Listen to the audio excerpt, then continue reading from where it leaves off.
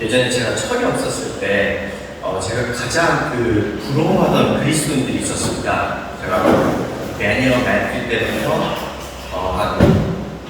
그때부터 계속 그 생각을 했었던 게 뭐냐면은 제가 가장 부러워하던 그리스도인이 어떤 사람들이냐면은 죽기 일보 직전에 예수님 믿습니다 하고 돌아가시는 분들이었어요. 혹시 그런 생각 해보신 적 있나요? 또 저만 나쁜가요? 그러니까 내 맘대로 하고 싶은 대로 살다가 이렇게 딱 죽기 전에 예수님 믿습니다 하고 이렇게 천국 가면 왠지 내가 무언가를 하나님을 이겨먹은 듯한 느낌도 나고 어떤 위너 같은 느낌이 들 수도 있단 말이에요. 그러니까 근데 이제 제가 신학을 좀 공부하고 그리고 이제 조금 지금도 아직 멀었지만 조금 철이 들면서 생각이 이제 좀 바뀌기 시작했던 것 같아요. 예컨대 이제 지난 우리가 사사기 15장을 본 것처럼 그러니까 자기가 신이 되려고 스스로 신이 되려고 자기 중심적으로 사는 그 삶이 꼭 그렇게 천국의 삶은 아니라는 생각이 들었기 때문이죠. 실제로 우리가 사사기 15장에서 본 것처럼 하나님 있는 그들은 지옥을 살았습니다. 늘 우리가 세상에서 사는 것처럼 경쟁해야 되고 어떤 것을 쟁취해야 되고 자기가 살만한 인생이라는 것을 계속해서 입증을 해야 된다는 것이죠. 그러다 보니까 열등의식을 느끼기도 하고 또 서로끼리 다투고 불안하고 외롭고 견제하고 말이에요. 성도님들은 어떠신가요? 사실 우리가 지금껏 이 삼손의 이야기를 보고 있는데요. 삼손의 삶을 보았을 때 그의 삶이 정말 우리가 부러워할 만한 삶. 삼손은 신앙인의 모델로서 우리가 따라가야 되는 그런 삶같이 느껴지시나요? 그렇게 선택을 받고 많은 인사를 받았는데 그것을 평생 자기 노포를 채우는 데 살다가 이제 삼손의 이야기에 유명한 것처럼 죽기 전에 한번 제대로 쓰인단 말이에요. 그러니까 제가 그런 생각이 드는 것이죠. 그렇게 많은 인사를 받고 자기 멋대로 살았는데 죽기 일보 직전에 딱 하나님한테 쓰임받고 하는 게 우리가 부러워할 만한 삶인가? 그렇게 되면 어쩔 수 없다 쳐도 그걸 우리가 모델로 사는 삶은 아닌 것 같다는 생각이 들었기 때문이죠. 따라서 저는 오늘이 이제 마지막 사사기랑 삼손의 이야기인데요. 이 삼손의 이야기를 통해서 우리에게 주신 하나님, 우리 각자에게 주신 하나님의 은사가 있잖아요. 그 은사와 소명을 한번 돌아보고 그런 면에서 또 우리의 인생을 그렇게 한번 돌아보는 시간을 가져보려고 합니다. 그래서 이제 지난 시간에 잠시 이제 리캡을 해본다면요. 우리가 이제 한 2주 전으로 돌아가 본다면 기억하시겠지만 삼손은 자기 민족 유다에게 팔림을 받아 블레셋에게 끌려가고 있었습니다. 그렇죠? 그런데 그때 이제 블레셋에 끌려가고 있는데 갑자기 이제 하나님의 영이 임했고 삼손은 이 나귀 턱뼈 하나로 무려 1000명의 이 블레셋 사람을 죽이죠. 아마도 이때 삼손은 자기의 힘에 절정을 느끼지 않았을까 싶습니다. 그러니까 누가 자기를 묶어도 그냥 마음만 먹으면 그거 풀고 나귀뼈가게 하나로 1000명을 죽이는데 우리가 삼손이어도 그런 생각을 할 수 있었겠죠. 나는 천하무적이야. 나는 그 누구도 나를 막을 수 없는 것. 자기의 인생에 지금 절정기 피크를 달리고 있다고 생각했을 것 같아요. 그래서 이제 그가 이제 우리가 봤던 것처럼 막 승리를 하는 노래를 부르고 자기를 위해서 막 노래를 부르잖아요. 랩같이 1000명을 묶고 몇 명을 묶고 막 기념비를 만들고 난리를 치는데 갑자기 그는 이제 목이 말라서 죽게 됩니다. 그쵸? 자기의 인생의 피크를 느끼고 있는데 갑자기 목이 말라서 죽게 돼요. 아마 삼손은 이 상황이 적지 않게 당황스럽지 않았을까 합니다. 천하의 삼손, 1000명을 그냥 죽인 삼손이 물 몇 모금을 마셔서 죽게 되다니 자기도 황당했겠죠. 그러기에 이제 그는 그제서야 우리가 이제 사사기를 보았을 때 적어도 처음으로 자기 인생에서 기도를 한 것을 하게 됩니다. 그러니까 삼손을 보면은 하나님을 아예 몰랐던 것 같진 않아요. 하나님을 몰랐던 건 아니에요. 그러니까 위기 때 하나님께 기도를 한단 말이에요. 다만 이제 그 전까지는 굳이 자기가 기도할 필요가 없었다 생각했던 것이죠. 자기는 늘 강하고 자기는 늘 승리를 했으니까요. 하지만 이제 연약함이 찾아오자 이제 하나님을 찾는 그 변장된 은혜가 찾아온 것입니다. 그러니까 한편으로 보면 그는 착각하고 살았던 것이에요. 그 힘이 하나님이 주신 힘이고 하나님이 주신 은사인데 자기가 잘나서 원래부터 자기 것이라고 생각한 것이죠. 자, 그렇다면 이제 오늘 본문은 이제 들어가 보려고 하는데요. 이렇게 구사일생으로 죽다 살아났어요. 우리도 그럴 수가 있단 말이에요. 삼손 같은 위기가 있을 수도 있고 우리 삶에 정말 위기가 왔는데 하나님이 보여주는 것을 느꼈어요. 아, 이건 정말 하나님께서 해주신 거다. 자, 그렇게 삼손같이 15장 끝에 물을 마셔서 하나님을 통해서 살아났다면 그 다음 장 16장의 전개는 어떻게 이어져야 될까요? 상식적이라면 하나님을 만났어요. 그럼 아마 이렇게 시작을 했어야 정상 같아요. 삼손이 여호와를 드디어 만남에 삼손이 하나님을 찬양하러 성전으로 들어갔더라. 뭐 이렇게 했어야 정상이겠죠. 그렇죠? 그 은혜를 만났으니까요. 그런데 오늘 본문 16장이 이렇게 시작이 됩니다. 한번 눌러주시겠어요? 삼손이 가사에 가서 거기서 한 기생을 보고 그에게로 들어갔더니 가사. 이 가사는 지금 요즘에 이스라엘 나오는 가사지구 아시죠? 맨날 미사일 터진다는 그 가사를 말하는 건데요. 삼손은 그곳에 가서 꼭 한 창녀를 만납니다. 그러니까 그렇게 죽다 살아나는 은혜를 경험했음에도 이 사람을 고쳐 쓰는 거 아니라는 말이잖아요. 그는 변한 게 전혀 없는 것이에요.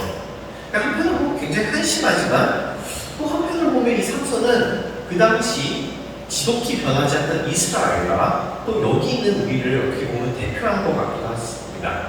우리도 그렇잖아요. 우리의 마음의 상태를 봤을 때 그렇게 생각하신 적 없으세요? 나는 왜 이렇게 변하지 않을까?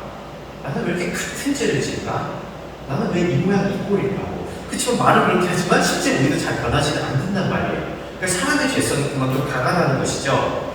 자, 그런데 여기서 이제 이 1절에서 흥미로운 점은 여기 이 가사 지역이 당시 블레셋의 영토였다는 것입니다. 그러니까 이스라엘 지역이 아니라 블레셋 땅이었어요. 그러니까 굳이 남의 땅까지 지금 찾아가서 창녀를 찾는 것이죠. 그러니까 한 주석가는 이 장면을 보면서 이 가사에 가서 창녀를 찾는 이 삼손의 모습을 보면서 이 장면이야말로 참 삼손 같다라는 표현을 썼습니다. 그러니까 이 모습을 보면 삼손이 어떤 사람인지를 보여준다는 것인데 이유인즉슨 그 주석가의 이유인즉슨 삼손의 삶은 늘 이렇게 어떤 바운더리, 경계선이 없었다라는 것이죠. 그렇지 않나요? 그가 자기의 욕망을 위해서라면은 자기가 무언가 원하는 게 있다면은 삼손은 항상 어떤 브레이크나 어떤 바운더리가 없이 행동을 했었죠. 그러니까 그한테는 어떤 경계선이 없었던 거예요. 그러니까 지가 원하면은 다 하는 거고 그의 결과가 어떤 참혹한 결과가 나오면 상관이 없었던 것이에요. 사실 그에게는 이렇게 늘 바운더리를 넘을 수 있는 힘과 능력도 있었단 말이죠. 그런데 이게 한편으로 보면 우리 인간의 본능이 아닐까라는 생각이 들긴 합니다. 우리도 만약에 하나님이 안 계시다면 그리고 우리에게 그 바운더리를 넘을 수 있는 힘이 있다면 우리 역시도 굳이 어떤 어떤 도덕적 경계선을 지키며 살리고 했을까요? 그러니까 예컨대 이건 진짜 예예요. 그리고 제가 바라는 예이기도 하지만 절대 이루어지지 않는 예인데 예컨대 제가 재벌 3세예요. 제가 재벌 3세예요. 따라서 제가 웬만한 사고를 쳐도 어떤 짓을 해도 저에게는 어떤 벌이나 책임이 주어지지 않는다면은 그 백과 힘과 부가 있어서 제가 굳이 경계선을 지키고 살까요? 여기에 나온 삼손처럼 저 역시도 그 선을 마음대로 넘나들면서 살겠죠. 그러니까 선악과에 나온 것처럼 선악과 스토리처럼 우리는 늘 그 바운더리를 넘고 싶은 거예요. 선이라는 게 우리한테 주어지기 싫은 거죠. 내가 하고 싶은 거 다 하고 싶은 거예요. 그러니까 우리 모든 그 신이 되고 싶은 욕망이 있기 때문이겠죠. 그러니까 다시 이제 본문으로 돌아와서 이제 삼손이 이런 짓을 하자 한번 눌러주세요. 예. 이제 이렇게 보시는 것처럼 이제 가사 사람들, 블레셋 사람들이 이제 그를 죽이려고 이제 계획을 합니다. 그러니까 자기네 영토까지 찾아서 이러고 있으니까 그러니까 제 발로 불러 들어온 거잖아요. 그러니까 지금이 죽이기 좋은 기회라 이제 생각을 한 거죠. 그렇지만 이제 3절에 보시듯이 3절을 보시면은 삼손은 정말 아무렇지도 않게 탈출을 합니다. 실제로 이건 탈출이라고 할 수도 없죠. 그는 아주 당당히 심지어 거기 이제 3절을 보시면은 이 문자까지 띄어서 그 가사에서는 헤브론까지 와요. 가사 지구에서 헤브론까지. 근데 이제 이거를 제가 그 지도를 찾아보니까 거리로 한 37만 정도 되더라고요. 37만. 그러니까 저희 교회에서 지금 저희가 위치한 교회에서 그 뉴아공항 아시죠? 뉴저지 뉴아공항. 거기까지가 37마일이라고 해요. 38마일. 그러니까 생각해 보시면은 우리 교회에서부터 큰 문짝을 들고 뉴욕 공항까지 걸어가는 거죠. 자, 그러면 여기서 이제 우리가 질문을 할 수 있을 것 같아요. 왜 그는 이 문짝을 들고 그 먼 거리까지 들고 갔을까요? 어떤 특별한 이유가 있었을까요? 문짝을 거기까지 들고 가는? 어떻게 생각하세요? 저도 궁금해서 찾아봤는데요. 이 대부분 주석가들의 의견은 삼손이 그랬던 이유를 바로 그냥 할 수 있어서 그랬다고 합니다. 그러니까 특별한 이유가 없어요. 자기가 그냥 문짝을 들고 거기까지 걸어갈 수 있으니까 그냥 그래서 한 거예요. 힘도 세고 그냥 뭐 심심했나 봐요. 그러니까 힘자라는 것이죠. 그러니까 이 부분도 삼손이 어떤 사람이었는지를 또 보여주는 거죠. 한번 생각해 보시면 옛날 영화 보시면 그런 전쟁 영화 보신 적 있으시죠? 전쟁 영화를 보면은 어떤 군사가 어떤 성을 함락할 때 이 양쪽 두 군사들이 제일 신경 쓰는 것은 성문이에요. 그런 영화 보시지 않았나요? 성문을 어떻게든 지키려고. 그래서 성문이 뚫리면 그냥 게임이 끝나잖아요.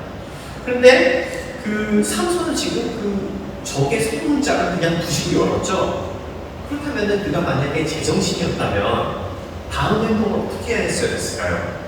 이거 원숭이 이 블레셋의 한 성을 함락할 수 있는 아주 좋은 기회란 말이에요. 그죠? 자기가 제정신이면은 그 성의 그 디펜스를 무너뜨렸으면 그 성을 함락할 생각을 해야 되는데 그는 그냥 자기의 힘 자랑을 하는데 그냥 사용하고 맙니다. 그러니까 하나님께서 삼손에게 어떤 은사를 주시고 무엇을 해야 되는 소명을 주셨는데 삼손은 그냥 이게 자기의 것이라 생각하니까 그냥 자기가 멋대로 그 은사를 욕망대로 사용하는 거죠. 그러니까 그에게는 어떤 소명의식이나 이런 게 전혀 없었던 것이에요. 그런 면에서 우리들은 어떨까요? 여기 있는 우리들도 이렇게 삼손같이 아주 특별한 은사는 없을지라도 우리 모두에게 각자가 갖고 있는 이 고유의 은사들이 있죠. 누군가는 요리를 잘하시기도 하고, 누군가는 음악을 잘하시기도 하고, 누군가는 미술을, 뭐 사람을 보살피는 일을, 뭐 말을 친절하게 등등등 말이에요. 예전에 저희 신학교 교수님이 그러시더라고요. 당신의 은사를 알고 싶으면은 아주 간단하게 이렇게 정리하면 된다. 뭐 복잡하게 할 수 있지만 아주 간단하게 이렇게 생각하면 된대요. 당신이 그 일을 즐거워하고 남이 그 일을 역시 즐거워하면 그 은사라고요. 이해되시죠? 그러니까 예컨대 제가 노래 부르는 걸 좋아해요. 근데 사람들은 제가 노래 부르는 걸 좋아하지 않아요. 이런 은사가 아니에요. 이건 은사, 나는 은사라고 생각하지만 남이 그걸로 피해를 보면 은사는 아니에요.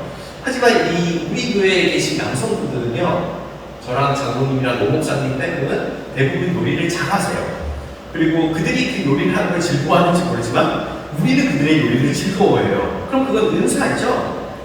하지만 문제는 때로는 우리에게 주신 이 각자의 고유의 은사들을 그냥 이게 내 거라 생각한다는 것이죠. 조금 더 비평적으로 나아가보자면은 세상 사람들은 자기들이 갖고 있는 그 재능들을 갖고 오직 자기의 영역을 넓히거나 자기를 자랑하는 데만 사용합니다. 심지어는 그 은사를 갖고 남의 것을 빼앗고 남에게 상처 주는 일도 마다하지 않죠. 그러니까 여기에 나온 성품과 그렇게 다르지 않은 것이에요. 그러니까 그런 의미에서 우리에게 주어진 그 은사를 돌아보는 건 어떨까 합니다. 그러니까 성도님들도 자기가 갖고 있는 은사를 아실 거예요. 그 은사가 내가 갖고 있는 지금 나의 은사가 정말 남의 필요를 채우고 있는 것인지, 정말 내가 갖고 있는 은사가 나에게 그 은사를 주신 그리스도를 나타내는지, 그 소명에 충실한지 말이에요. 그러니까 아주 짧게 제 예를 들어볼게요. 저는 지금 설교를 하고 있어요. 저는 이 설교를 통해서 그러니까 제게 말씀의 은사가 있다고 가상을 해보자고요. 가상을. 제가 말씀의 은사 가상에서 저는 지금 누구를 나타내고자 하는 것인가요? 그러니까 아니 이렇게 물으면 어떨까요? 이 설교가 끝나고서 신병현 강도사가 설교를 잘했다는 칭찬이 제가 기분이 좋을까요? 아니면 와 그리스도가 그런 분이셨어 하는 여러분들의 감탄이 제가 좋을까요? 제가 소명의식을 잃어버리면 아니면 제 본능상 제 디폴트 모드는 저는 그리스도가 나타난 것보다 제 칭찬이 훨씬 좋습니다. 그러니까 이것을 계속해서 기억해야 하는 것이죠. 은사는 누구를 맡았으며 은사는 누구를 나타내고 누구를 위해 사용되는지를요. 자, 다시 삼손으로 돌아가 볼게요. 그는 이제 계속해서 이렇게 위험한 문장단을 짓죠. 우리가 13장부터 16장까지 보는 삼손은 계속 위험과 그 아슬아슬한 경계선을 넘나들면서 장난을 치고 있었어요. 그러다가 이제 드디어 한 번 더 눌러주시면 이후에 삼손이 손의 골짜기에 들릴라라는 이름하는 여인을 사랑하며 삼손은 드디어 돌아올 수 없는 강을 건너게 됩니다. 어떤 선을 넘는데 이제 돌아올 수가 없어요. 그 강은 바로 이제 우리가 잘 아는 들릴라였죠. 아마도 학자들은 이 들릴라 역시 블레셋 여인이 아닐까 추측을 하는데요. 삼손은 이제 이 들릴라를 사랑하게 되고 이제 이 삼손이 들릴라를 사랑한다는 소식이 나오자 한번 눌러주시면 블레셋 사람들이 이제 다시 이때다 싶어서 이제 달려듭니다. 하지만 이번에는 그때 예전과 다른 블레셋 사람들의 반응이 있어요. 그게 뭐냐면은 방백들이라고 나와 있죠. 이 방백들은 요즘 표현을 치면 한 나라의 장관들 되는 사람들이에요. 그러니까 쪼그라기가 아니라 한 나라의 리더들이 이제 개입하기 시작했다는 것이죠. 그래서 그들은 이제 여기 보시는 대로 은 1,100개씩을 제안합니다. 각각. 근데 이거를 오늘날로 치면요, 그 주석가들이 표현하기에는 거의 메가밀리언 정도의 수강이에요. 그러니까 어마어마한 돈을 그만큼 이게 미급한 상황이니까 들릴라에게 제안을 한 거죠. 근데 이제 팀켈러 목사님은요, 팀켈러 목사님은 아주 흥미롭게도 들릴라에게는 이 돈 못지않게 삼손을 깨어버려서 무너뜨릴 결정적 이유가 또 하나 있다고 제안을 합니다. 그것이 바로 이 켈러 목사님에 따르면 바로 명예와 영광입니다. 그러니까 들릴라에게는 돈도 유혹적이지만 명예도 유혹적이었다는 거예요.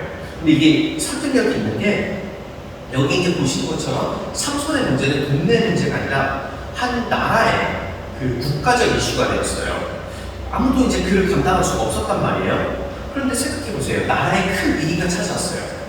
블레셋이라 큰 나라에 아무도 어떤 힘 있는 장군도 이 해결을 못 하는데 만약에 이것을 한 여인이 해결한다면 그는 뭐가 될까요? 국가적 영웅이 되지 않을까요? 그러니까 들릴라가 그렇게 높은 계급이 아니었다고 상상해 보면은 갑자기 신분 상승이 되는 거죠.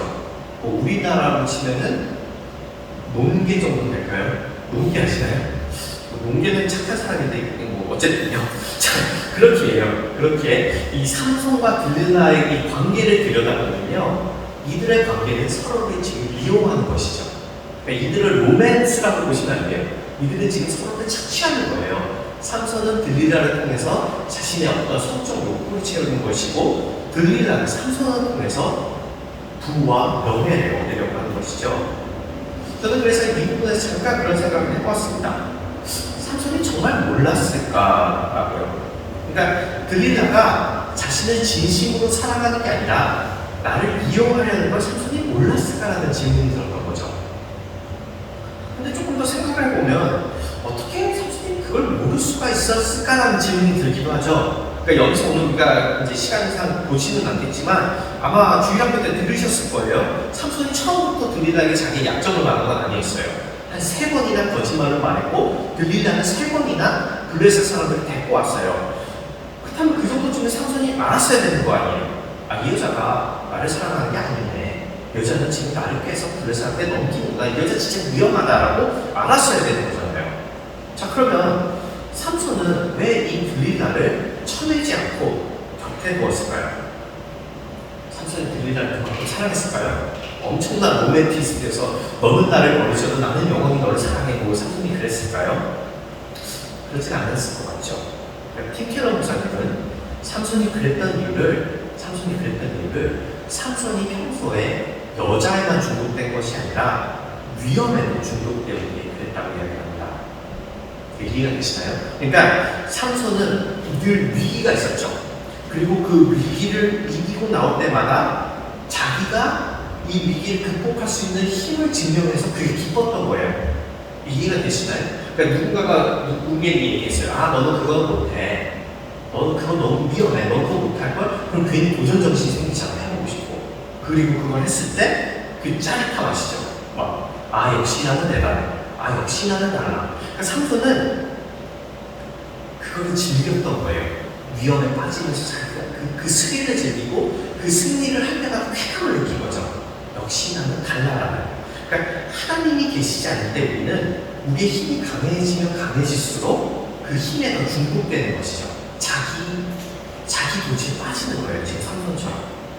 그래서 하지만 이렇게 위험을 즐기던 삼손은 결국엔 우리가 잘하는 대로 또 한번 눌러주시면 이제 여기 보시는 것처럼 이게 굉장히 재밌는 장면이 나와요. 들릴라에게 이제 진심을 알려줍니다. 그러니까 세 번을 뻥치니까 들릴라가 진짜 화났어요. 그러니까 드라마에서 나오는 그 대사를 또 들릴라가 써요. 당신은 날 사랑하지 않아요. 뭐 등등등. 그러니까 이제 삼손이 알려주죠. 여기서 진심을 알려준다고 나오는데 머리가 밀리면 내 힘이 떠나고 다른 사람과 같이 된다고요. 자, 근데 여기서 또 잘 한번 보세요. 여기 흥미로운 점이 있습니다. 20절을 한번 보시면은 이제 블레셋이 들이닥치죠.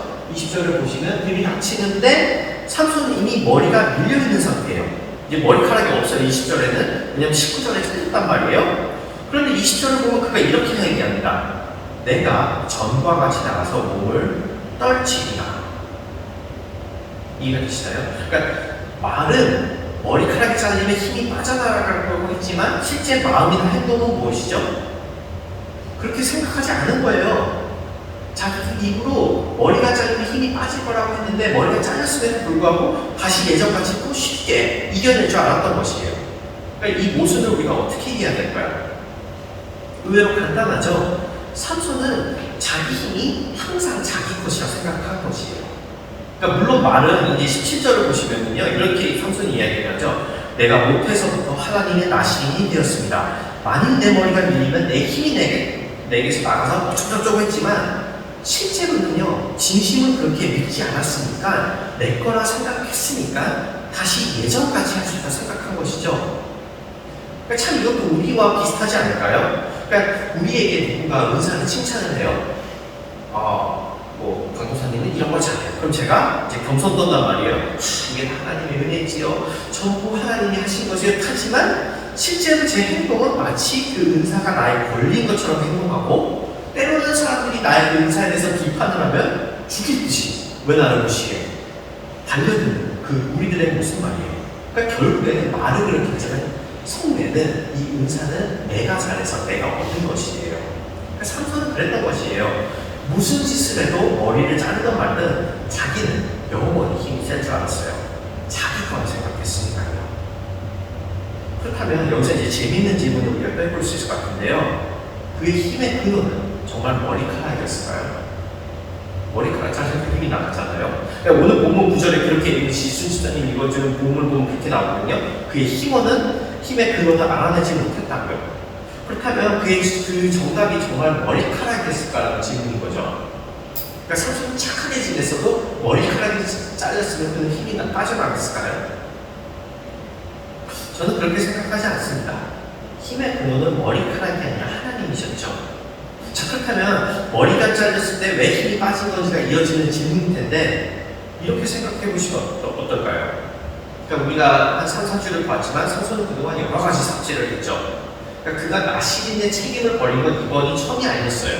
그전에도 부정한 사자배에서 나온 꿀을 먹기도 하고 어쨌든 많은 잘못을 했는데 왜 이때만 그랬냐면은 이 17절을 보시면요. 자, 17절을 보시면 그는 어쩌면은요 처음으로 나시린의 책임을 지키지 않는 수준이 아니라 이 나시린의 그 정체성을 스스로 포기한 겁니다. 자, 보시면은 자기는 그 삼손은 항상 자기가 나시린 걸 알았어요. 모르는 게 아니었어요. 자, 근데 이제 17절을 보시면 그가 그렇게 하죠. 다른 사람들과 같이 되리라 하면서 이제는 다른 사람들과 같이 되어서 나도 다른 사람들과 똑같이 내 눈에 좋은 대로 행동하게 살길 바랬던 것이에요. 이해가 되시죠? 그러니까 처음으로 야, 나 이제 진짜 나시린 안 할래. 나시린 포기할 거야. 나도 다른 사람하고 똑같이 되려는 자기 마음의 손해를 내보낸 거고 우상에 완전히 이제 굴복한 것이에요. 그전에 우상을 장난치다가 이제는 정말로 우상한테 자기를 내어준 것이죠. 그렇게 하나님은 그를 떠나가십니다. 물론 이제 20절을 또 보시면 여호와께서 이미를 자기를 떠나신 줄 깨닫지 못하였더라. 그는 하나님이 그를 떠나신지를 몰라요. 그러니까 얼마큼 삼손이 영적인 장님이 된 것을 보여준 거죠. 하나님이 떠나간 것을 전혀 깨닫지 못해요. 결국 그래서 그를 또 한번 눌러주시면 블레셋 사람들이 그를 붙잡아 그의 눈을 빼고 끌고 가사에 내려가 노줄로 매고 그에게 목에서 맷돌을 돌리게 하더라. 이게 참 시적인 표현 같은데요. 그러니까 삼손은 항상 자기 눈에 보이는 대로 행동을 했는데 이제는 그 자기 눈에 보이게 행동했던 그 눈이 뽑히고 맙니다. 굉장히 시적이지만 비극적이지 않나요? 자기 눈에 보이는 대로 했다 보니까 눈이 뽑히고 만 거예요. 저는 이것이 이 삼손의 얘기는 우리에게 주는 분명한 경고라고 생각합니다. 때로는 우리의 성공이, 우리의 재능이, 우리의 힘의 근원이, 우리의 성공이 우리의 것이라 생각하게 만들어서 우리를 이렇게 장님으로 만들 수 있다는 것이죠. 말씀을 이제 좀 정리해보려 하는데요. 그동안 이제 저희는 한 4주 동안 이 삼손의 이야기를 보았는데 이 삼손이라는 인물이 여러분들에게는 어떻게 다가갔을지 제가 이 설교를 준비하면서 좀 궁금하게 됐었습니다. 저는 이 삼손의 얘기를 이렇게까지 저도 들여다본 적은 처음인데 참 안타깝다, 아깝다라는 생각이 들었던 것 같아요. 뭐 비운의 천재라고 표현을 할까요? 그렇게 많은 은사를 받았음에도 어떻게 인생을 이렇게 날려버릴 수가 있고요. 그러면서 이제 덧붙였죠. 나도 하나님이 주신 은혜가 있다면 그것을 모르고 내 마음대로, 내 욕구대로 전혀 소명의식 없이 살고 있을 때 나중에 훗날 내가 죽기 전에 이렇게 후회하고 내 인생을 말아먹었다 할 수 있지 않을까고요. 하지만 그러다 보면서 삼손의 이야기가 이렇게 또 절망적으로만 끝나면 안 되겠다는 생각도 들었습니다. 좀 그렇잖아요. 너무 우울하잖아요. 세상에 이렇게 끝난다면. 실제로요, 이제 삼손이 지금 우리가 본 것처럼 눈이 뽑히고 맷돌을 돌리고 그 바로 다음 구절은 이렇게 이어집니다. 한번 눌러주시겠어요? 그의 머리털이 밀린 후에 다시 자라기 시작한다. 재밌지 않나요? 사사기 저자는 왜 이것을 기록했을까요? 그저 단순히 신체적 현상을 지금 기록하고 있는 건가요? 그러다 보니까 머리가 다시 자랐대. 그런 건 아니겠죠. 사사기 저자는 은혜가 다시 자라나는 것을 표현하고 있는 것입니다. 그러니까 삼손이 아무리 잘못을 했어도 그가 아무리 자신의 정체성을 버리고 하나님을 버렸어도 삼손은 처음부터 택하신 그 하나님의 은혜가 삼손을 다시 세운 것을 암시하는 것이죠. 실제로 그래서 우리가 아는 삼손은 이제 우리가 오늘 보지는 않겠지만 아주 유명한 얘기 있죠. 양손이 묶였는데 삼손은 이제 자기 인생에서 두 번째 기도를 합니다. 태어나서 딱 두 번 기도를 해요. 첫 번째 목말라 죽었을 때 이제 두 번째 이제 죽기, 그 기도도 솔직히 좀 따지고 보면은 그렇게 교과서 쓰기 좋은 기도는 아니에요. 죽을 때 미러리스가 있어요. 하나님, 내 장비만은 저놈들만 죽이게 해주세요 하고 기도를 하고 하나님이 그 기도를 응해주셔서 이제 블레셋 사람들 다 죽이고 말죠. 근데 이제 여기서 제가 그 장면을 보면서 흥미로운 것은요, 이 블레셋 사람들도 제가 봤을 때 삼손이 머리가 자라는 걸 보지 않았을까요? 그렇잖아요. 머리가 자라는데 블레셋 사람들은 그 머리카락이 자라는 걸 봤겠죠. 그러면 왜 블레셋 사람들은 그만큼 기었으면 이 머리가 자라자마자 막 밀지 않았을까요? 이 머리 자라는 걸 힘 다시 내시면 어떡해요. 그러니까 저도 제 딸이 이제 하연이가 태어난 지 3주가 됐거든요. 근데 얘가 머리카락이 너무 많이 자라는 거야. 그게 눈에 보인단 말이에요. 그러니까 블레셋 사람들도 머리카락이 자라는 걸 봤는데 왜 안 자랐을까라는 생각이 든 거죠.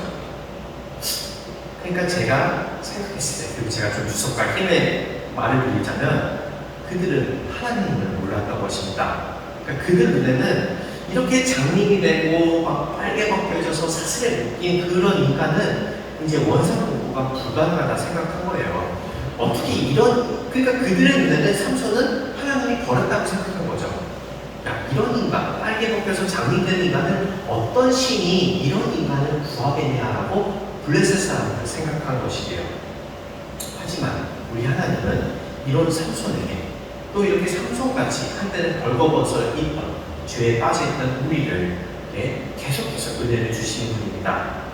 그래서 우리는 이 삼손과 이 사사기를 통해서 강력한 경고를 들어야겠지만 동시에 위로로 들어야 하는 것도 하는 것이죠.